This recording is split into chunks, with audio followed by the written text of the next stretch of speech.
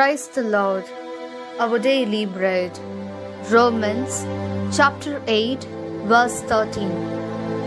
If you live after the flesh, you must die.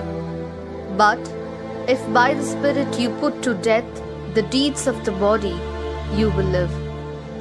O Almighty God, thank you for giving this wonderful verse. May your presence shower on us.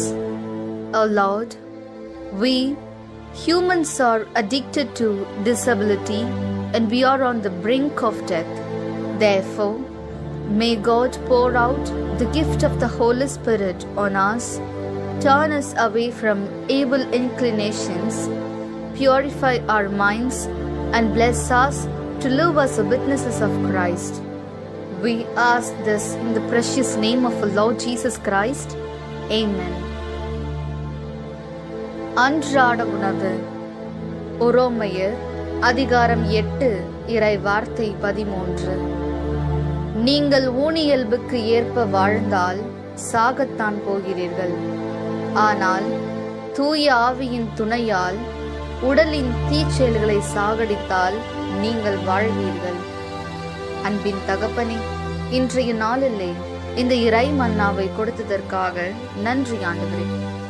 இறைவா, மனிதர்களாகிய நாங்கள் ஊனியல்புக்கு அடிமையாகி எங்கள் வாழ்வை துளைத்து சாகும் தருவாயில் இருக்கின்றோம்.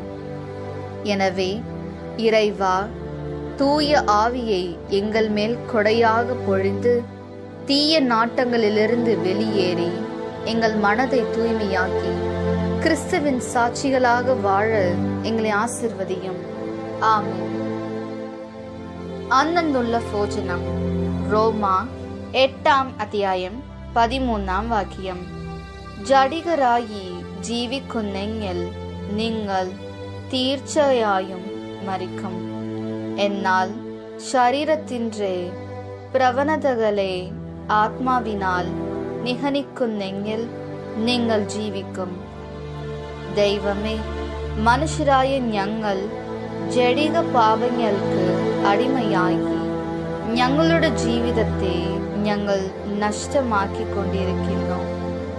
അതിനാൽ അങ്ങയുടെ പരിശുദ്ധാത്മാവിൻ്റെ വരദാനങ്ങൾ കൊണ്ട് ഞങ്ങളെ നിറച്ച് ദുഷ്പ്രവർത്തികളിൽ നിന്നും ദുഷ്ചിന്തകളിൽ നിന്നും ഞങ്ങളെ രക്ഷിച്ച് ഞങ്ങളെ വിശുദ്ധരാക്കി ക്രിസ്തുവിൻ്റെ സാക്ഷിയായി ജീവിക്കുവാൻ ഞങ്ങളെ അനുഗ്രഹിക്കണമേ.